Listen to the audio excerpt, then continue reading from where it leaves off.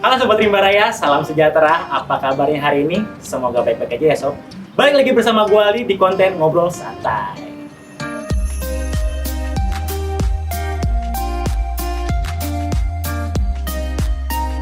Nah, di video kali ini, gue bakal ngajak Sobat-Sobat Rimba Raya untuk berdiskusi, bertukar pikiran, dan membahas tentang isu-isu kehutanan dan lingkungan. Tapi ada yang beda nih dari diskusi Ngobrol Santai kali ini, karena kita bakalan berdiskusi bersama volunteer Rimba Raya Indonesia. Jadi, bulan Maret lalu, Rimba Raya melakukan open recruitment volunteer Rimba Raya Indonesia 2021. Nah, Rimba Raya Indonesia ini ingin mengajak para pemuda Indonesia untuk berpartisipasi dalam komunitas yang peduli akan kehutanan dan lingkungan. Nah, Rimba Raya sudah mengumpulkan 1.181 pemuda Indonesia dari Sabang sampai Merauke. Jadi, kita bakalan berdiskusi dan belajar bersama nih, bareng volunteer muda Indonesia. Di episode Ngobrol Santai kali ini, kita akan membahas tentang kondisi lingkungan dalam pandemi COVID-19. Menarik ya pembahasannya ya. Pasti penasaran kan para sobat-sobat Rimba Raya? Tanpa berlama-lama lagi, langsung cek aja yuk diskusinya. Silahkan nih untuk kelompok Papua Maluku 4 presentasi terkait laporan yang kalian buat. Oke, baik, terima kasih kepada tim Rimba Raya sudah mempersilahkan kami tim Papua Maluku 4 untuk mempresentasikan atau menjelaskan kondisi lingkungan di tengah pandemi COVID ini. Sebelumnya saya Farah selaku moderator yang akan menuntun jalannya presentasi pada sore hari ini. Jadi pada sore hari ini kita ada 3 pembicara, yaitu dari tim Papua Maluku 4. Yang pertama ada Kak Arya yang akan menjelaskan dampak positif, yang kedua ada Kak Jessica yang akan menjelaskan dampak negatif, dan yang ketiga ada Kak Listiani yang akan memberikan langkah-langkah kecil gitu ya terkait COVID ini gitu. Oke, mungkin bisa langsung aja presentasinya. Izinkan saya untuk memaparkan mengenai dampak positif COVID lingkungan di tengah pandemi ini. Perkenalkan, nama saya Arya Winata, saya dari Karawang. Dampak positif yang kami kumpulkan dan kami rangkum dari berbagai keadaan sekitar dari teman-teman, khususnya teman-teman kelompok Papua Maluku 4. Kemudian kami ambil satu kondisi yang sama antara daerah yang satu dengan daerah yang lainnya, dan kami kaitkan juga dengan keadaan nasional maupun global. Ini ada beberapa berita mengenai dampak positif terkait selama pandemi COVID-19 ini. Ya, salah satunya itu ada kondisi laut yang membaik, laju deforestasi Indonesia turun, dan kemudian tingkat pencemaran Sungai Citarum turun drastis selama pandemi. Di sini ada beberapa poin, ada poin 1, 2, 3, 4, 5. Yang pertama, kualitas udara yang lebih baik. Kita pasti tahu semua, di dunia pun kualitas udara yang lebih baik ini selama pandemi kemarin memang terjadi di berbagai tempat.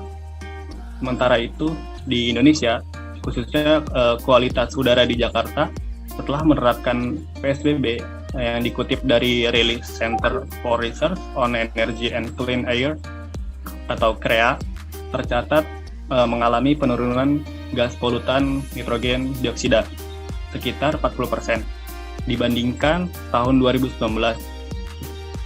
Berkurangnya penggunaan kendaraan bermotor juga ini berpengaruh terhadap kualitas udara yang menjadi lebih baik, karena kendaraan bermotor ini mengandung karbon dioksida yang ketika pandemi ini kendaraan bermotor dibatasi sehingga karbon dioksida ini menurun dan mengakibatkan pemanasan global juga ikut menurun. Yang kemudian yang poin kedua yaitu atmosfer bumi juga ikut membaik karena lapisan ozon kembali menutup bumi. Dan yang selanjutnya yaitu meningkatnya kualitas air sungai. Saya ambil dalam kasus contoh ini yaitu Sungai Citarum yang tadi ada dalam berita. Menurut Kepala Dinas Lingkungan Hidup atau DLH Jawa Barat, menurut Prima Mayaning Tias, kondisi Sungai Citarum saat ini sudah mengalami banyak peningkatan, termasuk dari aspek kualitas airnya. Hal ini juga dipengaruhi COVID-19 yang banyak membuat aktivitas industri terhenti. Karena industri ini sedikit banyak juga ikut berkontribusi mencemari sungai karena limbahnya itu tersebut. Yang selanjutnya yaitu kondisi laut yang membaik. Menurut dosen Fakultas Biologi UGM, Akbar Reza SSI MSc, berkurangnya aktivitas manusia dengan melakukan isolasi diri untuk memutus mata rantai penyebaran COVID-19 memberikan waktu bagi laut untuk beristirahat sementara waktu. Ya, karena selama pandemi COVID-19 tidak ada lagi keramaian pariwisata di berbagai objek. Ya, hal itu juga sangat berpengaruh positif pada kondisi laut dan ekosistem di dalamnya. Dan yang kelima, mengurangi laju deforestasi. Menurut data yang dirilis Direktorat Jenderal Planologi Kehutanan dan Tata Lingkungan atau PKTL, Kementerian Lingkungan Hidup dan Kehutanan atau Ditjen PKTL atau KLHK, selama pandemi, Indonesia berhasil menurunkan deforestasi 75,03% di periode tahun 2019 sampai 2020 hingga pada angka 115.460 hektar.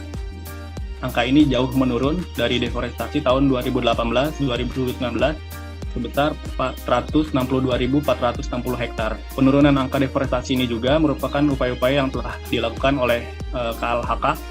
Upaya tersebut diantaranya penerapan Inpres penghentian pemberian izin baru dan penyempurnaan tata peta kelola hutan alam primer dan lahan gambut, pengendalian bakaran hutan dan lahan, pengendalian kerusakan gambut, pengendalian perubahan iklim, pembatasan perubahan alokasi kawasan hutan untuk sektor non-kehutanan atau HPK, penyelesaian penguasaan tanah dalam kawasan hutan atau PPTKH atau TORA, pengelolaan hutan lestari, perhutanan sosial, serta rehabilitasi hutan dan lahan. Kemudian, dampak positif yang tidak langsung terhadap lingkungan ketika pandemi yang dapat kita rasakan yaitu seperti kita bisa melihat masyarakat saat ini lebih banyak yang menyukai olahraga gitu. Salah satu contohnya itu seperti di kota besar Jakarta. Saat pandemi ini tren berolahraga sepeda itu meningkat dibanding ketika sebelum pandemi. Khususnya ketika pandemi ini para pesepeda giat, sehingga bagi pengusaha sepeda ini sangat menguntungkan pandemi ini, bukannya memperburuk keadaan perusahaan mereka gitu. Dan juga secara tidak langsung masyarakat lebih aware tentang kebersihan lingkungan, sehingga hal ini juga berpengaruh terhadap kebersihan lingkungan itu sendiri. Ya, bisa kita lihat bersama video ini.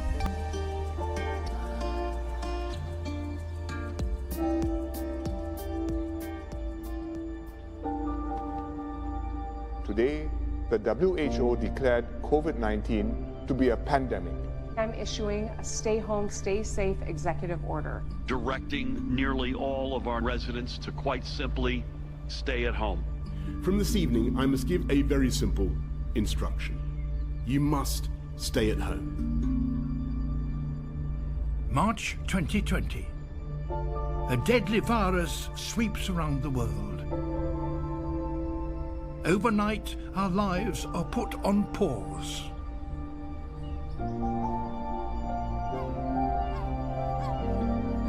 But as we stop, remarkable things start to change in the natural world. Clearer air, cleaner waters, and animals starting to flourish in ways we haven't seen for decades. Filming from the start of lockdown across 5 continents, we've recorded nature's extraordinary response.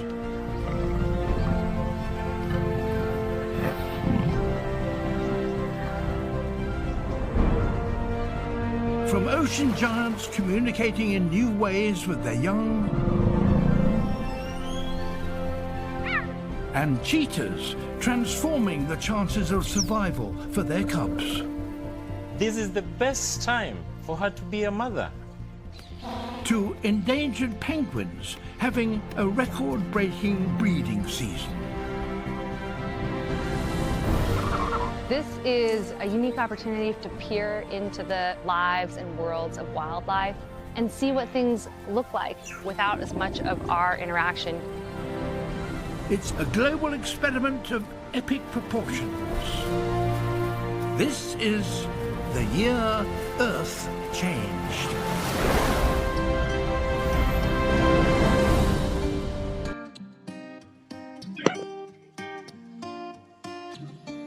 Ya, mungkin itu yang bisa dapat saya sampaikan mengenai dampak positif adanya pandemi ini. Saya harap adanya pandemi ini dampak positifnya tidak hanya ketika pandemi, ketika setelah pandemi selesai pun dapat lebih berasa lagi dampak positifnya, tidak hanya ketika pandemi gitu. Mungkin sekian yang dapat saya sampaikan, selebihnya akan saya kembalikan lagi kepada moderator. Terima kasih. Oke, baik. Terima kasih kepada Karya yang sudah menjelaskan mengenai dampak positif dari pandemi ini. Mungkin bisa langsung ke pemateri selanjutnya, ada tambahan mengenai video ini.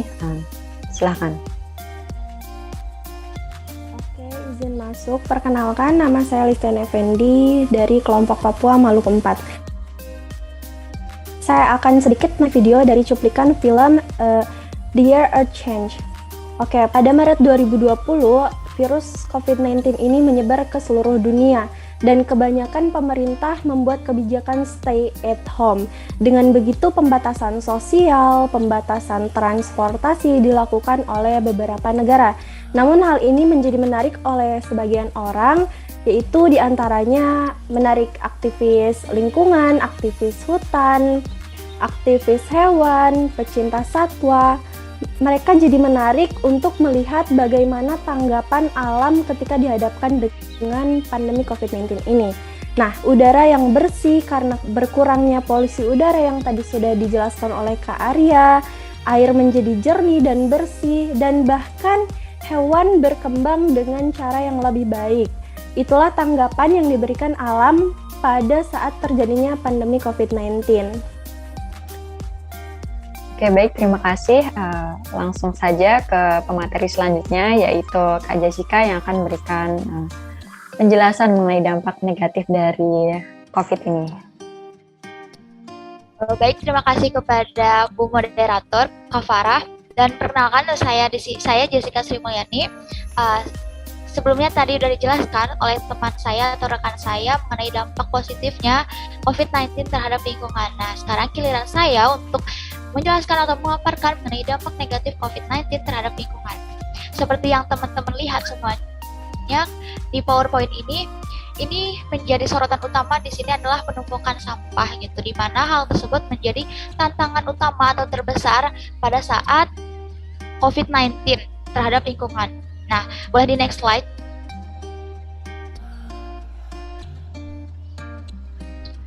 Baik, di sini ada dampak negatif pandemi COVID-19 terhadap lingkungan. Nah, di sini menjadi dua sorotan terbesar, yaitu sampah. Nah, ada sampah apa saja? Yang pertama itu kita yang jadi sorotan itu yang pertama adalah penumpukan sampah medis. Nah, semenjak pandemi kita itu masyarakat aktivitas atau cara hidup ataupun pola hidup kita tuh berubah drastis. Yang awalnya kita itu menghirup udara yang bersih, segar dan terbebas gitu ya dari COVID, dan sekarang kita harus keluar dari rumah pun harus wajib untuk memakai masker. Nah, itulah yang menjadi salah satu menjadi penyebab terbesar kenapa penumpukan sampah medis ini terjadi gitu. Nah, lalu pelonjakan dari sampah medis ini menjadi sangat hal yang perlu diperhatikan oleh pemerintah dan yang lainnya gitu.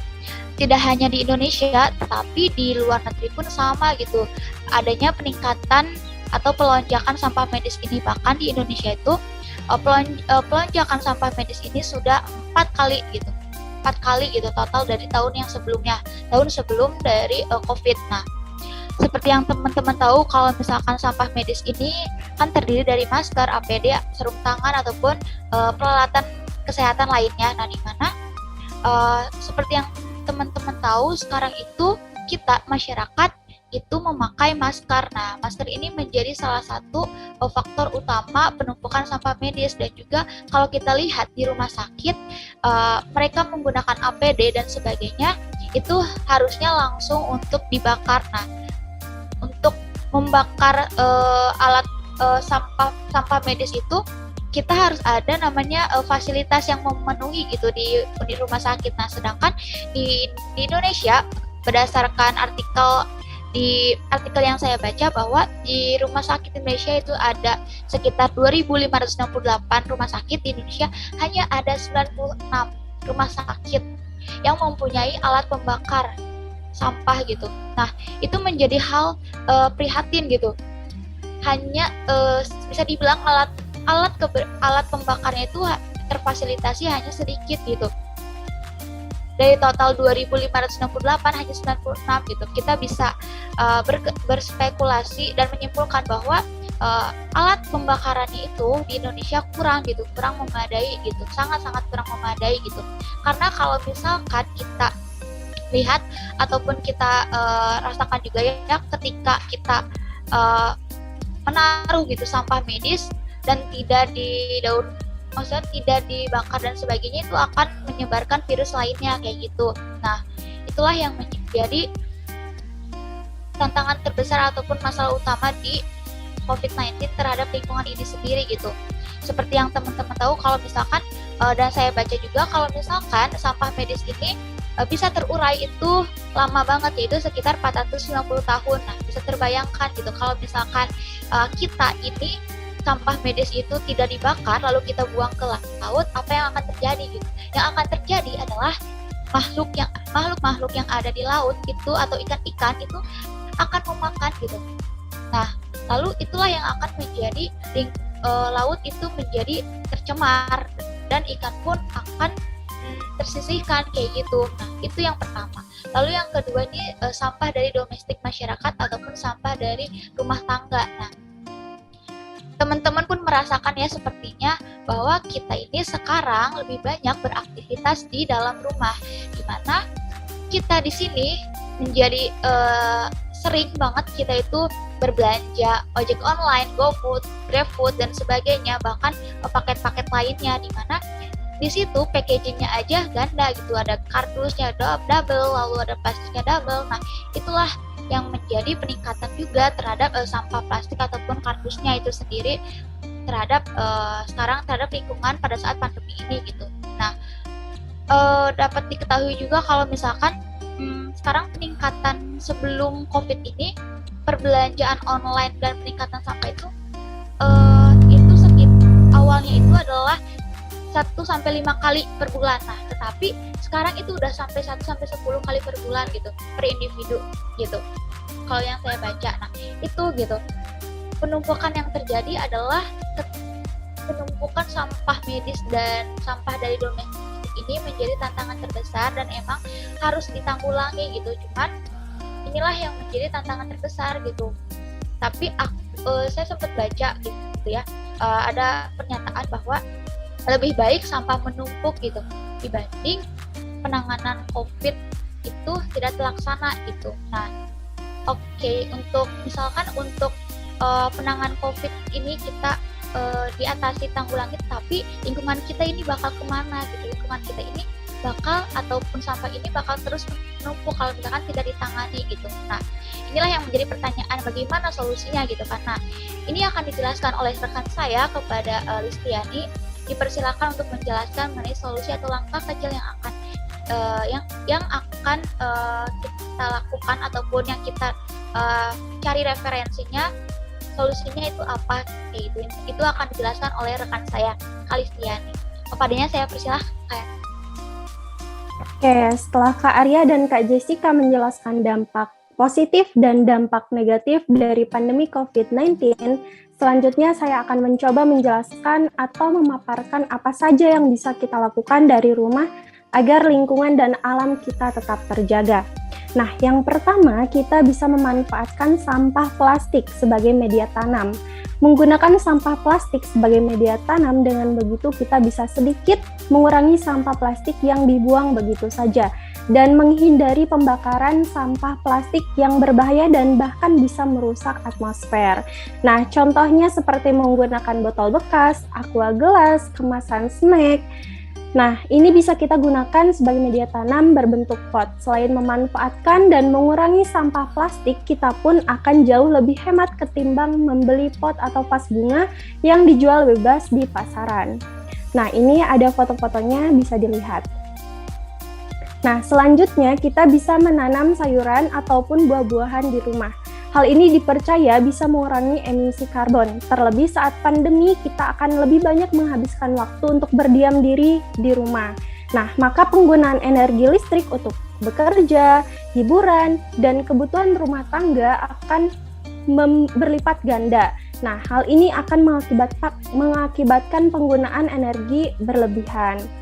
Dengan memanfaatkan lahan yang ada di rumah untuk membuat kebun kecil-kecilan, di mana kita bisa menanam tanaman hias maupun edible plant atau tanaman yang bisa dipanen. Penelitian sendiri menyebutkan bahwasanya emisi diserap oleh berbagai macam tanaman, baik itu pohon, tanaman hias, sayuran, dan sebagainya.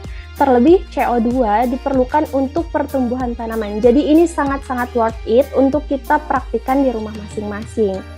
Nah, yang ketiga, betul sekali, memanfaatkan sampah yang dihasilkan dari pembelian melalui online shop, ya, yang tadi sudah Kak Jessica sebutkan. Seperti yang kita ketahui bahwasannya sampah plastik paket belanja online meningkat saat pandemi COVID-19 ini. Bahkan Lembaga Ilmu Pengetahuan Indonesia atau LIPI pernah melaksanakan survei terkait dampak PSBB dan WFA. Nah, terhadap sampah plastik di kawasan Jakarta, Bogor, Depok, Tangerang, dan Bekasi. Survei ini dilakukan pada tanggal 20 April hingga 5 Mei 2020 dan hasilnya pun menunjukkan bahwasannya belanja online cenderung meningkat, yaitu dari 1 hingga 5 kali per bulan menjadi 1 hingga 10 kali per bulan. Hal ini tidak dapat dihindari, terlebih saat pandemi sekarang ini. Nah, maka yang perlu kita lakukan adalah mendaur ulang sampah tersebut menjadi barang yang bermanfaat dan berguna. Contohnya dari kardus paketan bisa kita percantik dengan kertas kado dan dapat digunakan menjadi wadah untuk barang-barang di rumah. Bisa dilihat, ada gambarnya juga. Nah, yang terakhir, bertambahnya sampah medis. Benar sekali yang dikatakan Kak Jessica. Pada pandemi COVID-19 ini bukan hanya polusi udara yang menjadi masalah terbesar kita, akan tetapi bertambahnya sampah medis seperti masker sekali pakai, sarung tangan medis, APD, suntikan, dan lain sebagainya. Ya, mungkin untuk sampah medis yang digunakan untuk pasien yang terjangkit virus COVID-19 ini akan sulit untuk didaur ulang karena bisa menjadi perantara penularan virus COVID-19. Maka kita harus pintar-pintar bijak memilah-milahnya. Kita bisa menggunakan contohnya tali masker yang sekali pakai, kita bisa gunakan kembali menjadi konektor masker. Tak hanya itu, pemerintah pun harus berperan aktif untuk menanggulangi permasalahan ini. Nah, kita juga bisa merubah dari diri kita sendiri. Contohnya, seperti kebiasaan memakai masker sekali pakai, bisa kita ubah menjadi menggunakan masker kain yang bisa dicuci sehingga bisa dipakai berulang kali dan jangka panjang. Mungkin hanya itu penjelasan cara menanggulangi sampah-sampah pada COVID-19 ini. Selebihnya saya kembalikan lagi kepada moderator. Terima kasih. Baik, terima kasih kepada para pemateri yang sudah memberikan gambaran ya mengenai kondisi-kondisi COVID saat ini gitu di lingkungan kita gitu. Tadi ada disinggung dari karya mengenai udara yang baik, terus air sungai yang baik, hutan yang baik, semua tentang lingkungan yang baik gitu. Tapi tidak bisa juga dipungkiri, tadi juga dari Kak Jessica disinggung bahwa sampah itu menjadi permasalahan utama dalam COVID ini gitu. Tadi juga udah dijelaskan juga sama Kak Listiani gitu mengenai langkah-langkah kecil yang bisa kita lakukan gitu. Apalagi di rumah aja nih gitu, kita bisa nanam sayuran gitu kan. Terus memanfaatkan plastik juga, terus juga mungkin bisa memanfaatkan kardus bekas yang dari online shop tadi gitu. Baik, mungkin segitu aja yang bisa kami berikan dari tim Papua 4. Mungkin selebihnya ada tambahan ataupun diskusi lebih lanjut dari tim Rimba Raya, dipersilahkan. Terima kasih. Baik, terima kasih pada kelompok Papua Maluku 4. Presentasinya menurut saya sangat menarik karena memang dari pihak kalian gitu memberikan atau menganalisis dampak dari virus corona ini dari segi negatif ataupun positifnya, serta memberikan solusi kepada kita semua ya, bagaimana cara menangani sampah yang sampah yang dihasilkan gitu dari pandemi COVID ini. Tadi saat presentasi saya izin mengkoreksi sedikit terkait pemanfaatan sampah plastik sebagai media tanam ya. Nah, sebetulnya sebagai tempat tanam, bukan sebagai media tanam. Jadi kalau untuk media tanam itu sendiri itu tanahnya ya teman-teman. Jadi dari saya itu koreksinya. Terus juga mungkin kita akan diskusi ya lebih dalam bagaimana nih untuk kelompok Papua Maluku 4 bisa memberikan solusi-solusi yang baik itu sendiri tersebut. Nah, kalau saya izin memberikan pendapat gitu ya, kalau memang pandemi COVID ini betul ya, di pandemi COVID ini memang benar bahwa penurunan aktivitas manusia itu menyebabkan alam ini kembali merecovery dirinya lah, ibaratnya seperti merecovery dirinya, sehingga tadi yang udah disebutkan kualitas udara membaik, kualitas air membaik, dan lain sebagainya itu. Tapi tadi di sisi lain kalian memberikan dampak negatifnya kan terkait masalah sampah. Nah, menurut saya sendiri nih dan ingin ditanyakan kepada teman-teman Papua Maluku 4, masalah sampah ini kan sebenarnya bisa menjadi butterfly effect ya untuk lingkungan kita. Nah, berarti apa yang tadi dampak positif sudah disampaikan oleh teman-teman itu bisa nggak sih akan terus berjalan nih, mengingat tadi tren pembelian online pun meningkat ya dari 5 sampai 10. Lalu juga sampah medis meningkat juga. Belum lagi kalau memang kita melihat data yang dirilis oleh LIPI, Indonesia ini nomor 2 terbesar dalam produksi sampah kelautan. Nah, di faktor-faktor sampah kelautan ke laut ini ya dari daratan juga tentunya kan, dari sungai-sungai yang kita enak sendiri buang sampah ke sungai gitu.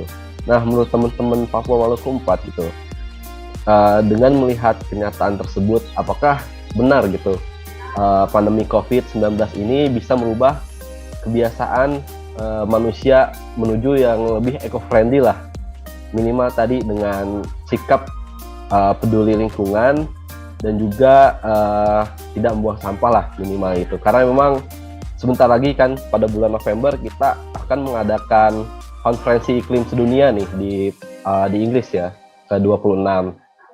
Nah, gimana, saya minta tanggapan kelompok Papua Maluku 6. Kelompok Papua Maluku 4, sorry.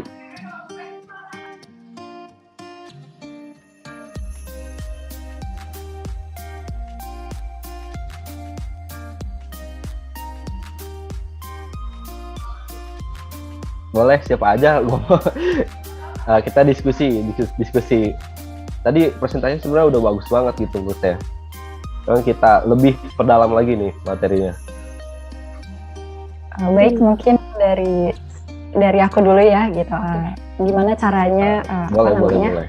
Tadi agar masyarakat terus menerapkan eco-friendly gitu ya. Sebenarnya dari adanya pandemi ini itu yang udah disebutin Karya tadi itu kan aware-nya masyarakat tentang kesehatan gitu kan, itu meningkat gitu. Dalam artian ketika orang sudah mulai peduli pada hal itu, mau nggak mau secara langsung kayak mereka juga kan, kalau kita misalnya sehat pasti kita memperhatikan pola makan kita, terus juga perhatikan aspek-aspek lainnya yang itu juga berkaitan gitu dengan kondisi lingkungan gitu. Jadi menurut aku dari aware-nya masyarakat saat ini aja itu udah bisa menjadi modal kecil gitu buat menerapkan kehidupan eco-friendly ke depannya gitu. Mungkin ada tambahan dari teman-teman? Izin menambahkan, Kak. kita juga Silakan langsung aja. kita juga bisa memulai dari kesadaran diri kita sendiri gitu. Dari diri kita sendiri kita bisa menginspirasi orang lain. Seperti contohnya saya sejak masa PPKM saya tanam-tanam sayuran, tanam-tanam buah-buahan, yang dimana saya memanfaatkan bahan-bahan bekas seperti plastik, seperti snack, kayak gitu sih Kak. Izin menambahkan lagi, jadi dari yang aku tahu, aku baca-baca, mulai sejak pandemi, plastik itu udah mulai pakai yang eco-friendly kayak edible film, terus bubble wrap pakai kertas, itu udah mulai banyak. Dan buat sekarang juga sebenarnya harusnya dari pemerintah juga bisa mengembangkan itu sih. Jadi penggunaan sampah plastik yang nggak bisa terurai itu bisa teratasi dengan menggunakan bisa plastik ramah lingkungan kayak gitu. Kan sekarang juga banyak bisa pakai singkong ekstraknya itu, terus bisa pakai yang saya baca di jurnal itu banyak sih, kayak ada tadi singkong, ada apa lagi ya, lupa. Ya pokoknya izin menambahkan itu aja sih.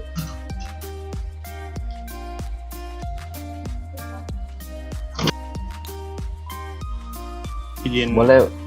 Ya. Iya, silakan langsung aja. Ya Kak, izin menambahkan lagi Kak terkait tadi pertanyaannya.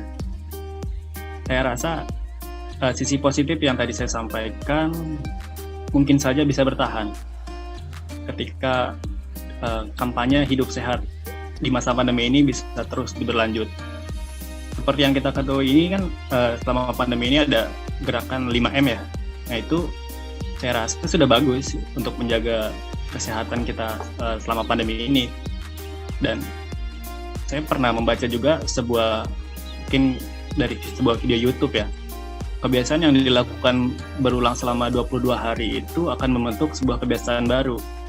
Sehingga saya rasa kebiasaan seperti mencuci tangan, memakai masker itu akan berlanjut sepertinya sampai seterusnya mungkin, karena sudah menjadi kebiasaan. Kalau bagi sebagian orang yang memang sering memakai masker, sering cuci tangan gitu. Dan juga selama pandemi ini kan ada orang-orang yang nggak percaya juga sama di COVID inilah gitu. Jadi ya itu mungkin yang jadi tugas kita bersama untuk mengedukasi orang-orang yang tidak percaya COVID itu. Mungkin kita juga merasakan ya, selama pandemi ini kita pernah nggak merasa pilek, terus kayaknya merasa gatel hidung gitu, pernah nggak itu? Kalau saya pribadi enggak sih sepertinya, karena kita sering cuci tangan. Nah dan dari kebiasaan tersebut itu sangat baik untuk kesehatan menurut saya. Mungkin cukup sekian yang dapat saya sampaikan. Ya lanjut aja kalau ada yang mau berpendapat lagi. Bisa menambahkan Kak? Ya silahkan.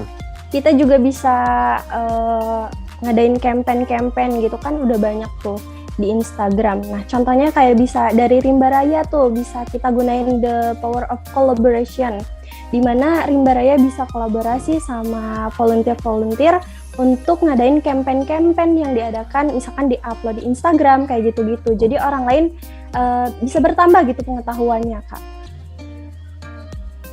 Sekian Kak, terima kasih. Oke, ada lagi nggak? Aku izin menambahkan Kak. Boleh, silahkan. Jadi aku mau bilang semua itu balik lagi pada kesadaran diri masing-masing. Misal kita belanja ke supermarket, kita nggak perlu beli buat kantong plastik kan. Sekarang semuanya kalau kantong plastik pasti dibeli, kita hanya perlu membawa bag sendiri dari rumah, atau enggak misal contoh sayur box kita bisa pilih pakai kertas, atau kita bisa pakai kertas yang packaging yang kertas itu yang mudah di ini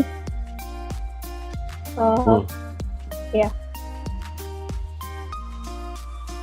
Iya ya. Udah itu. Ada lagi nggak nih dari teman-teman? Masih banyak yang belum ngomong perasaan nih tadi. Yang presentasi juga kan tadi sebagian ya. Ada sebagian lagi yang belum ngomong, boleh nih ngomong. Silahkan. Tidak usah malu, kita diskusi aja buat menambah pengetahuan kita lebih luas lagi ya teman-teman. Kalau nggak ada mungkin ada lagi nggak? Ya mungkin izin menambah lagi Kak. Oke, silahkan. Terkait tadi yang dampak positif, bisa jadi itu juga hanya bisa kita rasakan sementara seperti yang kita rasakan saat ini. Udara bersih juga bisa kita rasakan ketika masa awal PSBB kebijakan diterapkan itu. Setelah PSBB dihentikan, ya akan kembali seperti semula jika kebiasaan masyarakatnya tidak peduli akan kebersihan lingkungan atau akan kebersihan udaranya gitu. Jadi emang benar balik lagi kepada kebiasaan masyarakatnya sendiri. Kalau masyarakat sendiri peduli tentang kebersihan lingkungan, saya yakin semua dampak positif yang tadi telah saya sampaikan akan bisa dirasakan setelah pandemi ini berakhir. Jadi tidak hanya tidak hanya dirasakan ketika hanya pandemi ini saja. Saya harap bisa berkelanjutan. Seperti itu, Kak. Oke, siap. Keren semua nih pendapatnya teman-teman dari Popo Maluku 4. Mungkin kita diskusi satu hal lagi ya sampai jam 5.30 terkait tadi dengan kualitas udara ya yang sudah teman-teman sampaikan. Tadi benar tuh yang udah disampaikan Arya bahwa benar gitu. Mungkin ya kemungkinan ini kualitas udara kita baik itu hanya sementara aja gitu teman-teman. Saat industri berhenti karena pencegahan sosial gitu ya, pencegahan aktivitas sosial, dan disitulah kualitas udara kita meningkat gitu. Dan ukurnya dari mana gitu kan? Nah, teman-teman harus tahu juga bagaimana mengukur kualitas udara gitu kan. Dan kalau di mana di web BMKG itu kualitas udara diukur oleh konsentrasi PM 10 dan juga PM 2,5 ya teman-teman. Nah itu sebagai ibaratnya bisa dibilang parameter kualitas udara. Nah dari sisi lain gitu tadi teman-teman, untuk kualitas air katanya meningkat gitu, kualitas air sungai meningkat. Dan apakah betul gitu beneran kualitas air tuh beneran meningkat apa tidak sih? Kalau kita lihat perilaku masyarakat yang tinggal di sekitar sungai ya, tadi kan kualitas air sungai dan air laut yang meningkat gitu. Nah sebenarnya itu perlu dikaji ulang teman-teman. Nah melihat kondisi masyarakat yang hidup di sekitar sungai misalnya nih, yang masih membuang sampah di sungai, apakah dengan adanya pandemi COVID perilaku tersebut bisa dirubah gitu ya? Tadi menarik banget itu untuk dari Arya juga ya, bahwa untuk membuat kebiasaan baru cuma butuh 22 hari. Tapi menurut saya untuk merubah kebiasaan lama itu membutuhkan waktu yang lebih lama dari waktu hidup kita sekarang gitu. Kita udah 22 tahun nih, kita udah ngelakuin buang sampah di sungai gitu selama 22 tahun. Itu untuk merubah itu menurut saya harus 22 tahun lagi gitu di ini. Nah, tadi bener banget apa kata siapa terkait Listi ya kalau nggak saya tadi terkait edukasi, bagaimana nih kita mengedukasi generasi yang akan datang bahwa bumi kita tuh sedang tidak sehat loh gitu, bahwa bumi kita sedang tidak baik-baik saja loh. Nah itu menurut teman-teman nih, bagaimana nih cara mengedukasi generasi yang akan datang? Bukan tadi kan ada yang lewat kampanye lewat internet ya, itu mungkin bisa gitu kan. Tapi untuk generasi yang akan datang nih, dari segi pendidikan, misalnya pendidikan di SD, ini bagaimana nih caranya biar anak-anak di SD atau anak-anak kecil nanti yang akan menerus generasi ke depan itu bisa aware terhadap lingkungan sejak dini. Oke, gimana nih untuk pendapat teman-teman?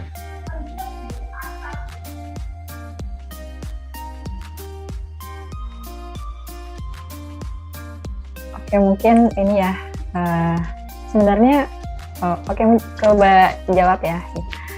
Sebenarnya kalau dari pendidikan sendiri, kita udah sering diterapkan gitu, maksudnya kayak untuk membuang sampah pada tempatnya gitu. Konsep-konsep yang sudah diajarkan gitu saat kita masih kecil, saat kita masuk sekolah dasar itu udah diajarkan gitu. Tapi balik lagi kalau misalnya lingkungan sekitarnya juga nggak menerapkan itu, dalam artian nggak membiasakan itu, ya jatuhnya ya konsep tadi benar-benar nggak tertanam gitu loh. Padahal sebenarnya kalau dilihat dari kurikulum pengajaran tentang lingkungan, tentang dan sebagainya itu udah ada gitu sejak dulu. Mungkin bisa, mungkin kalau dari saya sendiri bisa dari pemerintahnya dulu ya, kayak menggalakkan adanya peraturan-peraturan tentang lingkungan gitu loh. Jadi ketika pemerintahnya sudah menerapkan aturan itu, masyarakatnya bisa menerapkan itu, yang kemudian tadi konsep-konsep yang diajarkan itu hanya sekedar konsep, itu bisa tertanam menjadi sebuah kebiasaan gitu loh. Gitu kalau dari aku. Mungkin dari teman-teman ada tambahan? Ya, Langsung mungkin aja, ya. izin mendapatkan lagi. Ya silahkan langsung aja. Tadi benar kata Kak Farah terkait kebijakan pemerintah juga. Kebijakan pemerintah juga harus berani gitu. Seperti halnya tadi yang Kak Rama katakan mengenai warga yang tinggal di pinggiran sungai itu. Kalau memang pemerintahnya berani untuk menggusur mungkin ya, atau merelokasi bahasanya,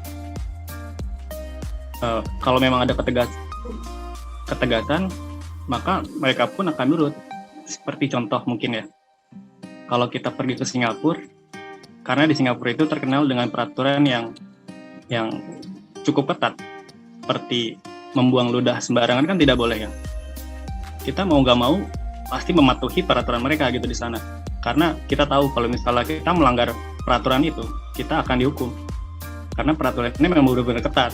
Jadi saya rasa kalau misalnya pemerintah juga memang benar-benar untuk merelokasi mungkin bahasanya ya, untuk membersihkan pinggiran sungai itu, das, atau saya rasa bisa terjadi itu, karena adanya ketegasan seperti yang dilakukan pemerintah Singapura, tidak boleh membuang sampah sembarangan atau tidak boleh meludah sembarangan. Ya mungkin terus mengenai edukasi anak-anak bisa dimulai dari kita sekolah dasar, terutama ya kita udah kuliah mungkin ya, mungkin agak susah juga karena tidak terbiasa. Yang saya rasa lebih baik lagi itu ditanamkan ketika kita masih di usia SD. Jadi kita bisa menerapkan pendidikan karakter mengenai kebersihan lingkungan ini. Jadi ketika dari kecil sudah terbawa, sampai besar pun akan terbawa. Gitu. Mungkin sekian yang dapat sampaikan. Dari saya izin Kak, suara saya terdengar? Terdengar, silakan. Baik, izin memperkenalkan diri, nama saya Bagas Kak. Kalau dari saya tuh, pertama kalau misalkan dari pemerintah itu saya sangat setuju, ketegasan segala macam. Tetapi kan saya punya pengalaman pribadi atau mungkin teman-teman juga, kakak-kakak juga, yang paling susah itu di daerah yang perdesaan. Karena memang mungkin saya tidak agak membedakan. Mungkin untuk orang yang di desa itu agak sedikit batu untuk percaya itulah seginilah. Nah, edukasi itu memang dibutuhkan untuk mengubah stigma itu. Bagi saya sekarang dari SD itu sebenarnya sudah diperkenalkan dengan lingkungan segala macam. Nah sekarang tinggal teknis mengajarkannya kepada anak-anak ini. Bagi saya kalau misalkan emang anak SD ini ingin melakukan sesuatu yang baik, itu dengan cara dicontohkan. Kita sebagai gurunya misalkan atau sebagai yang lebih tua itu ya mencontohkannya gitu tuh. Misalkan Dek, jangan buang sampah sembarangan nanti banjir. Oh yaudah dibuang. Atau mungkin diajak jalan-jalan ke tempat yang memang misalkan ke sungai yang banyak sampahnya. Dek, adik-adik ini sungai ini sebenarnya bersih. Kalau misalkan kita tidak membuang sampahnya ke sini tuh lihat itu banyak nyamuk, banyak kotoran, airnya kotor, airnya mampet, terus nanti akan banjir, kita nggak bisa sekolah misalkan sekolahnya kebanjiran. Atau mungkin efek COVID misalkan diajarin tentang bagaimana mencuci tangan atau segala macam. Jadi penanaman itu bagi saya itu harus mungkin ya salah satunya itu harus melihat langsung gitu tuh, atau diajarkan secara praktik gitu tuh, nggak cuma teori. Kalau misalkan cuma teori doang mungkin nggak kebayang, tapi kalau misalkan melihat langsung sungai kotor, kali mampet atau segala macam, kebakaran hutan, melihat hutan secara langsung itu bagaimana, itu bagi saya akan memberi impact yang lebih dalam. Bahkan tidak hanya anak SD, saya pun atau kita semua pun ketika kita ngelihat langsung kayak oh iya ya gitu tuh, suatu saat nanti jangan kayak gini. Nah nanti ketika kita pulang misalkan anak SD itu bisa mengedukasi ke orang tuanya atau mungkin ke kakak-kakaknya gitu tuh, Kak jangan buang sampah, Kak jangan buang ini gitu tuh.